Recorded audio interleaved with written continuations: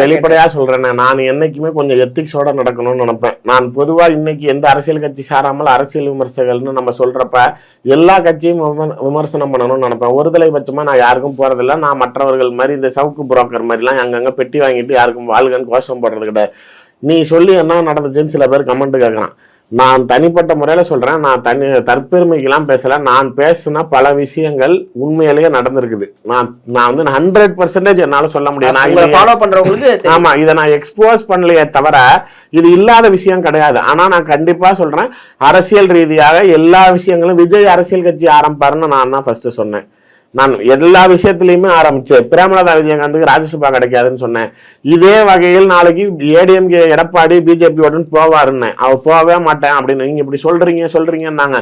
அரசியல் ரீதியான நகர்வுகள்ல நான் எல்லாமே சொன்னது நடந்திருக்கு. செந்தில் பாலாஜி ஜெயிலுக்கு போவார்னு நான் சொன்னேன். இப்பயும் நேரு தான் திமுகவில் கைது செய்யப்படக்கூடிய முதலமைச்சர்னு இப்பயும் நான் எழுதி வச்சுக்கங்க. நேரு தான் ஃபர்ஸ்ட் அரெஸ்ட் ஆவாரு.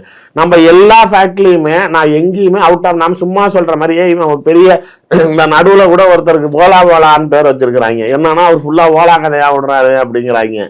அது மாதிரி எந்த இடத்துலயும் நம்மளுக்கு ஒரு நெகட்டிவ் பிராண்டிங் வந்துடக்கூடாது. நான் எல்லாமே யோசிச்சு செய்யறேன்னா, சவுக்கை பத்தி நான் பேசினேன். எல்லா வீடியோஸ் சாட்டு HIV ரிப்போர்ட் முத கொண்டு ரிலீஸ் பண்ணேன்.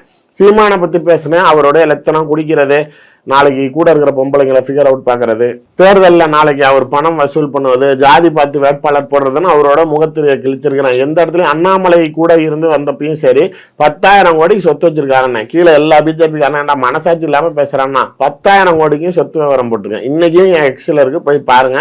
எங்க எத்தனாயிரம் கோடி சொத்து வச்சிருக்காரு, யாரு பத்திரத்தோட டாக்குமெண்டோட போட்டிருக்கேன். நாளைக்கு எதையுமே நம்ம ஃபேக்கா நம்ம ப்ரொமோட் பண்ற ஆள் கிடையாது. டிஎம்கேவை பொறுத்த வரைக்கும் யார் எப்ப MP ஆவாங்க, எங்க மந்திரி ஆவாங்க, இப்ப எந்த மந்திரிக்கு யாருக்கு சிக்கலாவது, பிடிஆரோடைய ஆடியோ வெளில வரதுக்கு முன்னாடியே ஒரு முக்கியமான அமைச்சர் பேசின விஷயம் வெளில வரப்போகுது.